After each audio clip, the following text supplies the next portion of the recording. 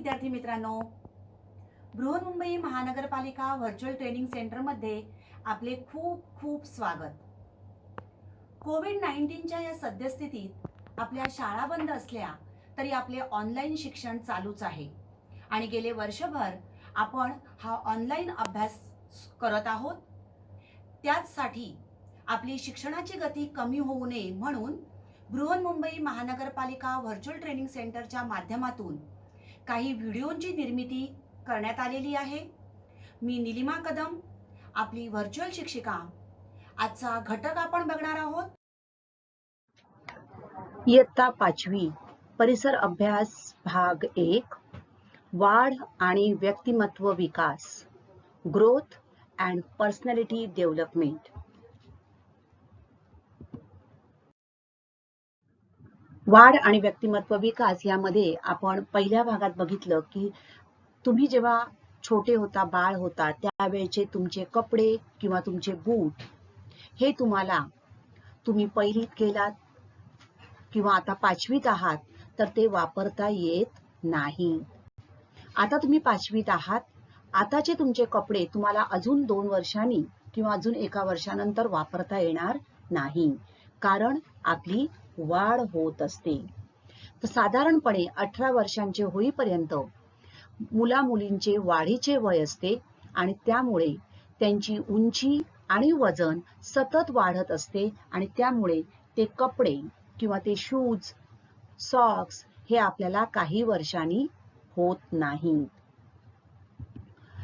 आपली वाढ होताना आपली उंची, वजन वाढते, आपली शारीरिक ताकदही वाढते। लहान असताना आपण जो बॉल टाकत होतो आणि आता तुम्ही जो बॉल टाकता याच्यामध्ये फरक आहे, कारण तुमची शारीरिक ताकद आता वाढलेली आहे। म्हणजेच आपण ही अनेक कौशल्ये शिकत असतो।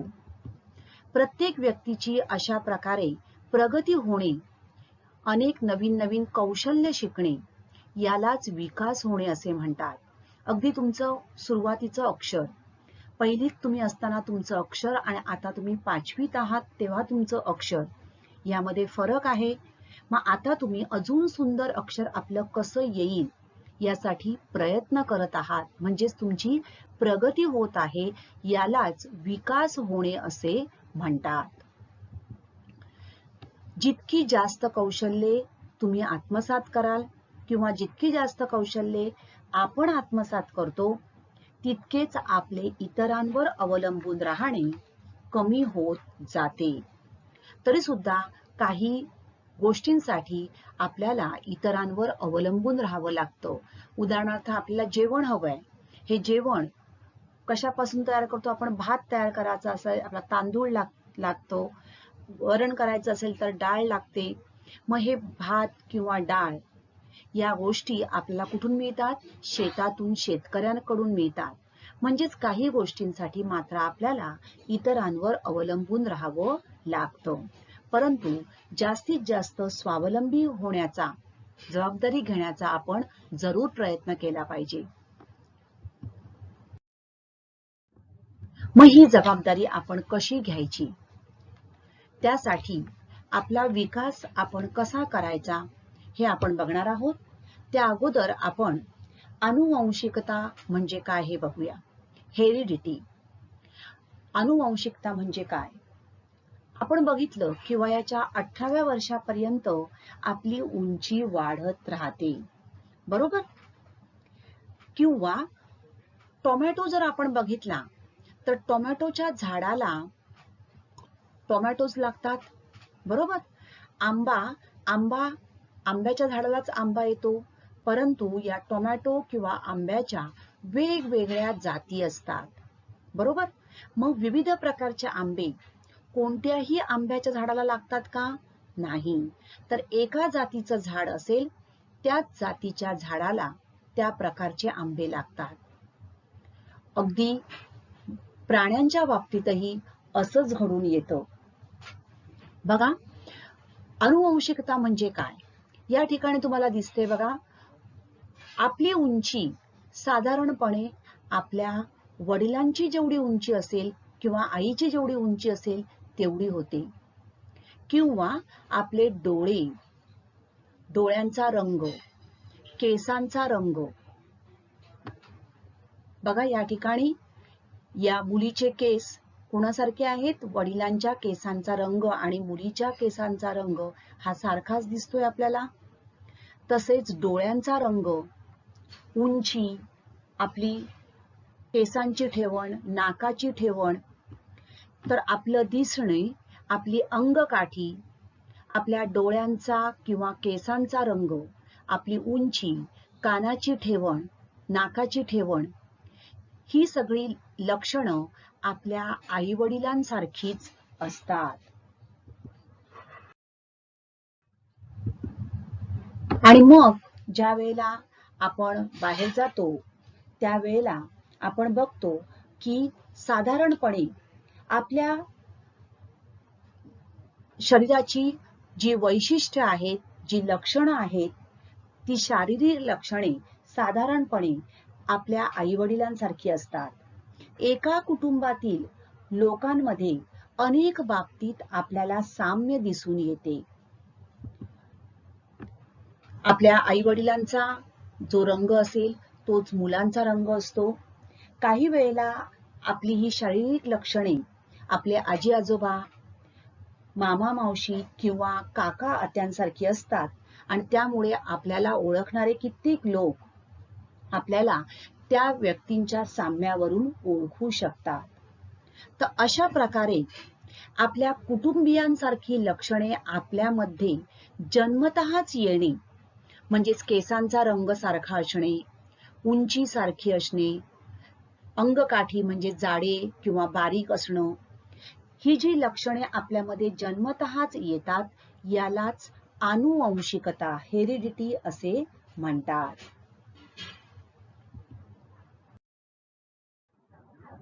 तर आपली ही अनेक लक्षणे आपल्या नातेवाईकांसारखी असली तरी जन्मतः आपल्यामध्ये कोणती लक्षणे आनुवंशिकतेने येतील किंवा कोणती येणार नाहीत यावर कोणाचेही नियंत्रण नसते. म्हणजेच आपली उंची, आपला रंग, आपलं दिसणं यापैकी कोणती येणार आहे, कोणासारखं आपण असणार आहे यावर कोणाचंही नियंत्रण नसतं. शारीरिक लक्षणे आपल्याला आनुवंशिकतेने मिळतात, त्यावर कोणाचेही नियंत्रण नसते. त्यामुळे आपली उंची किती असली पाहिजे, आपण किती ताकदवान असलं पाहिजे, हे सगळं आपल्यावर अवलंबून नसतं. मात्र आपण कशा प्रकारे वागलं पाहिजे, आपण कशा प्रकारे व्यवस्थित राहिलं पाहिजे, काय केलं पाहिजे, कोणत्या गोष्टी केल्या पाहिजेत, कशा प्रकारे चांगल्या सवयी आपण आत्मसात केल्या पाहिजेत, या गोष्टींचं नियंत्रण मात्र आपल्यावर असतं. म्हणजेच या ठिकाणी हा जो भाग आला हा झाला विकासाचा भाग, डेव्हलपमेंट. मग डेव्हलपमेंट, आपली जी डेव्हलपमेंट होत असते, आपला जो विकास होत असतो, तो विकास होण्यासाठी अनेक कौशल्य आपल्याला आत्मसात करावी लागतात. आणि जर आपण अशा प्रकारे योग्य अशी कौशल्य आत्मसात करत गेलो तर आपला विकास होतो. मग पर्सनल ग्रोथ म्हणजेच काय, तर आपली व्यक्तिगत वाढ जी आहे, ही व्यक्तिगत वाढ होण्यासाठी म्हणजेच आपला विकास होण्यासाठी, आपलं व्यक्तिमत्व विकसित होण्यासाठी विविध गोष्टींची आवश्यकता असते आणि त्यासाठी अनेक कौशल्य आपल्याला आत्मसात करावी लागतात. तर त्यासाठी सगळ्यात पहिलं म्हणजेच ट्रेनिंग. आपल्याला विविध प्रकारे वेगवेगळ्या गोष्टी शिकाव्या लागतात. शाळेमध्ये आपल्याला विविध गोष्टी शिकवल्या जातात. त्यानंतर आपल्यामध्ये असलेली सर्जनशीलता, क्रिएटिव्हिटी, नवीन नवीन गोष्टी आपण करण्याचा प्रयत्न करतो. त्यातून आपण नवीन नवीन गोष्टी शिकतो. सुरुवातीला काही गोष्टी आपल्या चुकतात. चूक झाल्यानंतर ती चूक सुधारण्याचा आपण प्रयत्न करतो, म्हणजेच आपली प्रगती होत जाते. त्याचबरोबर आपल्याला नवीन नवीन गोष्टी आत्मसात करण्यासाठी तशा प्रकारची दृष्टी असणं आवश्यक आहे. शिकलं पाहिजे म्हणजेच लर्निंग. गोल म्हणजे ध्येय असलं पाहिजे. आपल्याला नक्की काय करायचं आहे हे आपण ठरवलं पाहिजे. त्या अनुषंगाने आपल्याला प्लॅनिंग म्हणजेच नियोजन केलं पाहिजे आणि त्यासाठी आपण सतत उद्युक्त असलं पाहिजे. आपल्याला मोटिवेशन मिळालं पाहिजे. म्हणजेच आता तुम्हाला 10वी पर्यंत आपल्याला शिकायचं आहे. मग त्यासाठी आपल्याला काय केलं पाहिजे तर रोज शाळेत येणं, आपला अभ्यास व्यवस्थित करणं, आपलं आहार व्यवस्थित असणं, आपल्याला नक्की कसा अभ्यास केला पाहिजे, नक्की काय करायचं आहे याचं योग्य प्रकारे नियोजन करणं, या सगळ्या गोष्टी विकासामध्ये येतात. मग चांगला विकास होण्यासाठी आपल्याला काय केलं पाहिजे? अनुवंशिकतेने आपल्याला शारीरिक लक्षणे मिळतात, मात्र व्यक्तिमत्व विकास हा आपल्याला घडवून आणावा लागतो. अनेक कौशल्ये शिकण्याच्या क्षमता आपल्याकडे अनुवंशिकतेने येतात. वाढीच्या वयामध्ये आपल्याला आपल्यामधल्या या विविध ज्या क्षमता आहेत त्या ओळखता आल्या पाहिजेत आणि ती कौशल्य विकसित करण्याचा आपण जरूर प्रयत्न केला पाहिजे. शालेय वयामध्ये बघा आपल्याला या आपल्या क्षमता विकसित करण्याची संधी असते. व्यक्तिमत्व विकास, पर्सनॅलिटी डेव्हलपमेंट म्हणजेच काय बघा, शालेय वयामध्ये किंवा शाळेच्या या दिवसांमध्ये तुम्हाला चार चौघांमध्ये कसं बोललं पाहिजे, पब्लिक स्पीकिंग, टेलिफोन एटिकेट्स म्हणजेच फोनवर बोलताना कशा प्रकारे आपण संभाषण केलं पाहिजे, सोशल मॅनर्स, इतरांशी कशा प्रकारे आपण वागलं पाहिजे, समाजात इतर माणसांशी बोलताना आपण कशा प्रकारे बोललं पाहिजे, आपल्या शरीराचे हावभाव, हालचाल कशी असली पाहिजे, यासारख्या गोष्टींचा समावेश हा व्यक्तिमत्व विकासामध्ये होत असतो. तर ही कौशल्य जेव्हा आपण विकसित करत असतो तर या कौशल्यांच्या आधाराने आपण स्वतंत्रपणे व समृद्ध असं एक जीवन जगण्याची तयारी करत असतो. त्यासाठी या व्यक्तिमत्व विकासाच्या योग्य अशा वाढीसाठी किंवा व्यक्तिमत्व विकास होण्यासाठी काही पूरक गोष्टी सुद्धा आवश्यक असतात. सर्वात प्रथम म्हणजेच चांगला आहार. आहाराचं महत्व आपण यापूर्वी अभ्यासलेलंच आहे. वाढीसाठी अन्नाची गरज असते हे आपल्याला माहितीच आहे, पण त्याचबरोबरीने वाढीच्या वयात आपला आहार समतोल असणं, संतुलित असणं अत्यंत आवश्यक आहे. कारण काही वेळेला कुपोषणामुळे आपल्याला जर अन्न घटक योग्य किंवा पुरेशा प्रमाणात मिळाले नाहीत तर काय होतं, आपली उंची हवी तेवढी वाढू शकत नाही आणि मग ती उंची कमी राहिली तर नंतर ज्या वेळेला आपल्याला तो आहार मिळतो म्हणजे 18 वर्षानंतर समजा आपल्याला योग्य आहार मिळाला तरी सुद्धा ती उंची वाढू शकणार नाही. म्हणजेच विकासाला पूरक असणाऱ्या गोष्टींमध्ये सर्वात प्रथम येतो तो म्हणजे योग्य आहार. तर त्यासाठी आपली योग्य प्रमाणात उंची वाढली पाहिजे. त्याचबरोबर आपल्या शरीराची जे काही अवयव आहेत त्यांची योग्य प्रमाणात वाढ होण्यासाठी योग्य प्रमाणामध्ये आपण दूध, दुग्धजन्य पदार्थ, हिरव्या पालेभाज्या, मांस, अंडी, योग्य प्रमाणात पाणी या सगळ्या गोष्टी घेऊन आपला आहार संतुलित ठेवणं अत्यंत आवश्यक आहे. आणि या आहाराचा, योग्य आहाराचा आपल्या व्यक्तिमत्वावर सुद्धा परिणाम होत असतो. आपला आहार जर अपुरा असेल तर आपली चिडचिड होऊ शकते. कोणत्याही गोष्टी करण्यासाठी, नवीन काही गोष्टी शिकण्यासाठी आपल्याला प्रसन्न वाटत नाही, आनंद वाटत नाही आणि म्हणून व्यक्तिमत्व विकासामध्ये आहाराचं सुद्धा महत्व आहे.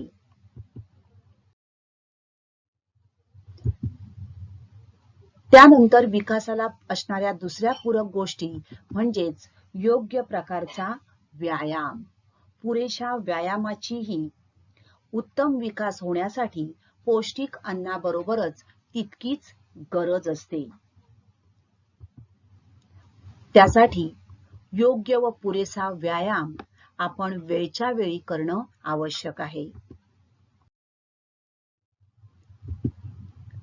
व्यायामामुळे आपलं शरीर तंदुरुस्त राहतं, मनही प्रसन्न राहतं, नवीन काही गोष्टी शिकण्यास मन तयार होतं. थोडक्यात व्यक्तिमत्व विकासामध्ये व्यायामाचंही महत्त्व आहे. व्यायामामुळे आपल्या शरीराला विशिष्ट असा एक आकार प्राप्त होतो. आपली वाढ, आपली उंची, ताकद योग्य प्रमाणात वाढू शकते. विकासासाठी असणाऱ्या पूरक गोष्टींमध्ये पुढचा घटक आहे तो म्हणजे विविध प्रकारचे छंद, आणि म्हणूनच आपण छंदाची जोपासना करणं आवश्यक आहे. कोणाला गाण्याची, चित्रकलेची, खेळण्याची, काही लिहिण्याची, वाद्य वाजवण्याची, गाणं म्हणण्याच्या अशा विविध प्रकारच्या छंद असू शकतात. वाचन, लेखन, निरीक्षण हेही छंद असू शकतात. या छंदामुळे आपला वेळ सत्कारणी लागतो. आपण इतर काही वाईट ज्या गोष्टी आहेत यांच्यामध्ये आपण अडकून पडत नाही आणि आपलं व्यक्तिमत्व जे आहे हे सकारात्मकतेकडे वळू शकतं. आपल्या व्यक्तिमत्व विकासामध्ये छंदाचं महत्त्व अनन्यसाधारण आहे. छंदामुळे आपल्याला अनेक नवीन गोष्टी शिकता येतात. त्याचबरोबर आपण आपला वेळ अत्यंत आनंदीपणे, प्रसन्नपणे घालवू शकतो. त्याचबरोबर विकासाला असणाऱ्या पूरक गोष्टींमध्ये पुढचा भाग म्हणजेच खेळ.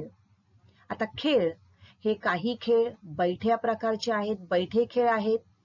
बैठ्या खेळांमधून सुद्धा आपल्याला व्यक्तिमत्वाचा विकास होऊ शकतो. कारण ज्या वेळेला आपण खेळतो त्यावेळेला आपण एकटे खेळत असू तरी सुद्धा आपल्याला नवीन काही गोष्टी, नवीन काही कौशल्य आपण शिकत असतो. जेव्हा आपण समूहामध्ये खेळतो त्यावेळेला समूहामध्ये कसं वागलं पाहिजे, समूहामध्ये वागतानाचे काही एटिकेट्स म्हणजेच मॅनर्स, काही नियम असतात. खेळताना खेळाचे जे काही नियम असतात त्यामुळेही आपलं व्यक्तिमत्व हे विकसित होत असतं. त्यानंतर मैदानी खेळ.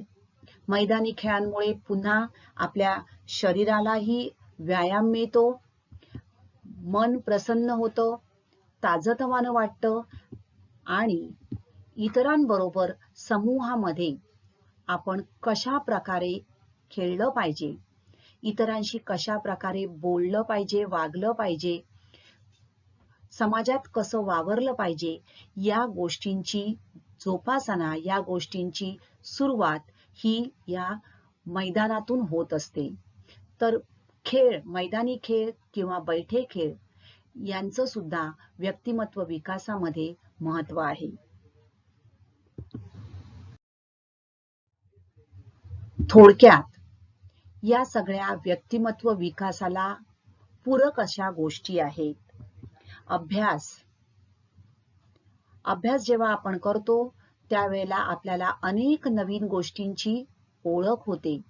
नवीन नवीन कौशल्य आपण त्यातून शिकत असतो आणि अशा प्रकारे खेळ, छंद, व्यायाम, अभ्यास या विविध प्रकारच्या गोष्टीतून आपली कौशल्य विकसित होत असतात आणि आपला विकास होत असतो.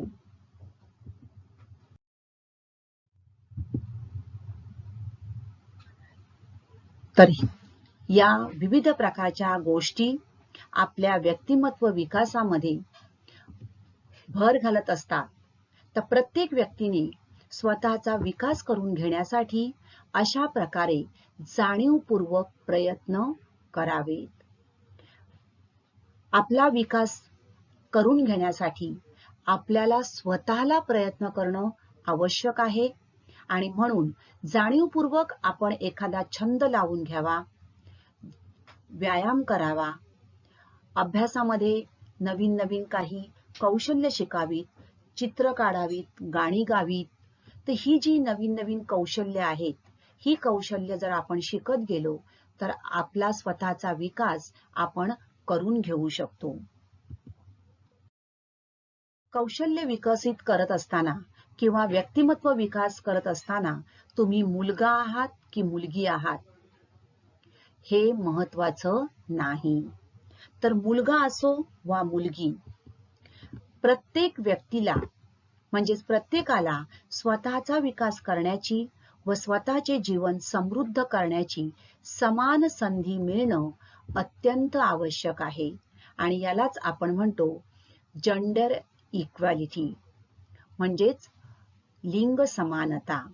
मुलगा किंवा मुलगी हे महत्वाचं नाही, तर आपण माणूस आहोत आणि आपल्याला आपला व्यक्तिमत्व विकास करण्याचा पूर्णपणे अधिकार आहे आणि आपल्याला ती संधी आहे, तर त्या संधीचा आपण जरूर उपयोग केला पाहिजे.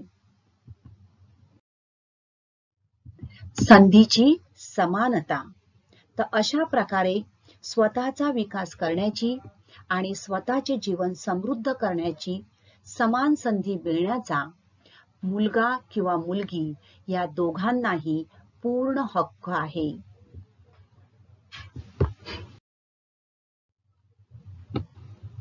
मी एक वेगळे व्यक्तिमत्व. मी म्हणजेच प्रत्येक व्यक्ती. प्रत्येक व्यक्ती ही इतरांपेक्षा वेगळी असते. बघा, आपल्या आजूबाजूला तुमचे मित्रमैत्रिणी असतील तर सगळ्यांनाच वाचनाची आवड असते का? सगळ्यांनाच चित्रकलेची आवड असते का? नाही. तर प्रत्येक व्यक्ती ही इतरांपेक्षा वेगळी असते. तुमच्या वर्गात असणारी तुमची मित्रमैत्रिणी काही अभ्यासात पुढे असतात, काही खेळात पुढे असतात, काहींना गाणं आवडतं, काहींना चित्र काढायला आवडतात, तर काहींना वक्तृत्व स्पर्धेत भाग घ्यायला आवडतं, हो ना?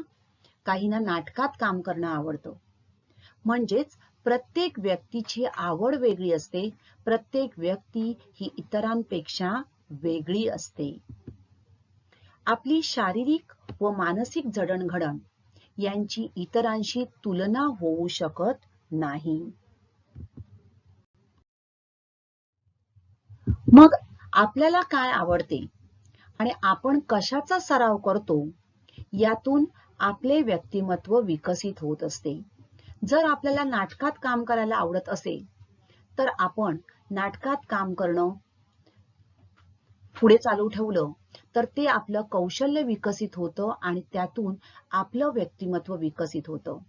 खेळ किंवा चित्रकला यातून हे छंद आहेत आणि या छंदातूनच आपलं व्यक्तिमत्व विकसित होण्यास मदत होत असते.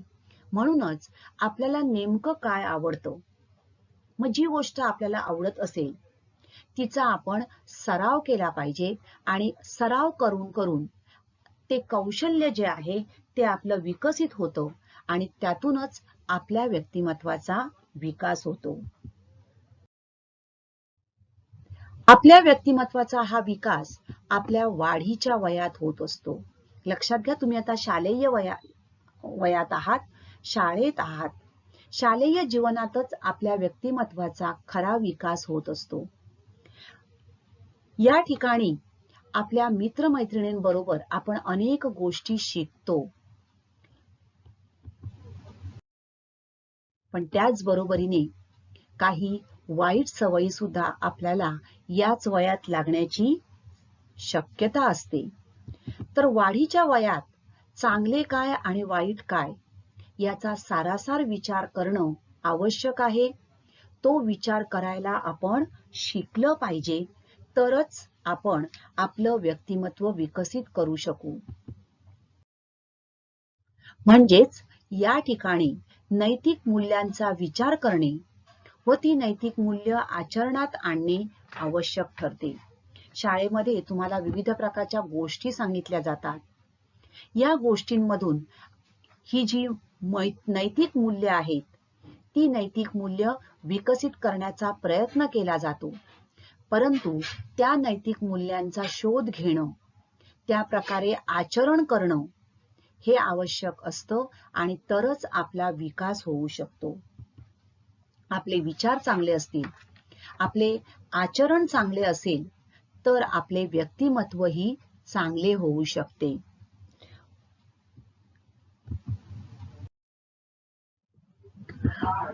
एकमेकांना मदत करणं, वक्तशीरपणा, वेळेवर सगळ्या गोष्टी करणं, नीटनेटकेपणा, शाळेमध्ये तुम्ही व्यवस्थित आलं पाहिजे, तुमची वह्या पुस्तकं व्यवस्थित ठेवली पाहिजेत, प्रामाणिकपणा, नेहमी खरं बोललं पाहिजे.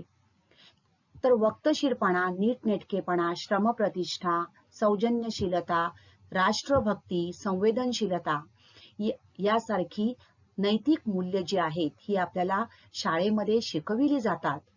त्यांचं पालन करणं, त्यांचं आचरण करणं ही आपली सगळ्यांची जबाबदारी आहे. आपण नेहमी या मूल्यांप्रमाणे आपली वागणूक ठेवली पाहिजे.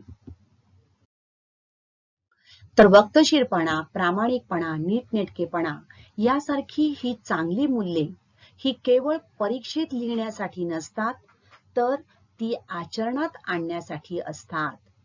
आणि म्हणूनच इतरांचा आदर ठेवणे, इतरांप्रती संवेदनशीलता दाखवणे, जबाबदारीने वागणे, वेळेचं पालन करणे, नीटनेटकेपणा ठेवणे ही सगळी नैतिक मूल्ये आली आणि ती आपण आचरणात आणली पाहिजेत. तर अशा मूल्यांप्रमाणे आपण वागलो तरच आपल्या व्यक्तिमत्वाचा चांगला विकास होईल. थोडक्यात आज आपण काय शिकलो ते बघूया. व्यक्तीच्या जन्मापासून ते प्रौढावस्थेपर्यंत म्हणजेच वयाच्या 18 वर्षापर्यंत आपली वजन व उंची वाढते. आपले आई वडील, शिक्षक व कुटुंबातील इतर व्यक्तींकडून आपण अनेक कौशल्ये शिकतो. एका कुटुंबातील लोकांमध्ये अनेक बाबतीत साम्य दिसून येते, तरीही प्रत्येक व्यक्ती इतर सर्वांपेक्षा वेगळी असते. आपल्या कुटुंबियांसारखी ही लक्षणे आपल्यामध्ये जन्मतःच येणे याला अनुवंशिकता असे म्हणतात. प्रत्येक व्यक्तीची प्रगती होणे म्हणजेच विकास होणे होय. मुलगा किंवा मुलगी प्रत्येकाला स्वतःचा विकास करण्याची व स्वतःचे जीवन समृद्ध करण्याची समान संधी मिळणे आवश्यक आहे. जितकी जास्त कौशल्ये आपण आत्मसात करतो, तितके आपले इतरांवर अवलंबून राहणे कमी होत जाते आणि कौशल्यांच्या आधारे स्वतंत्रपणे उपयोगी आणि समृद्ध जीवन जगण्याची तयारी होत असते. त्याचबरोबर आपण चांगल्या विचारांप्रमाणेच आचरण केले तर आपलं व्यक्तिमत्व विकसित होऊ शकते. तर बालमित्रांनो, तुमचा स्वतःचा व्यक्तिमत्व विकास करून घेण्यास तुम्ही तयार आहात ना? चला तर मग सुरुवात करा. थँक्यू. तर आजचा घटक आवडला ना? अशीच माहिती मिळवण्यासाठी या चॅनलला सबस्क्राईब करा आणि हे व्हिडिओ पुन्हा पुन्हा पहा. पुन्हा भेटणार आहोत पुढच्या भागात. थँक्यू.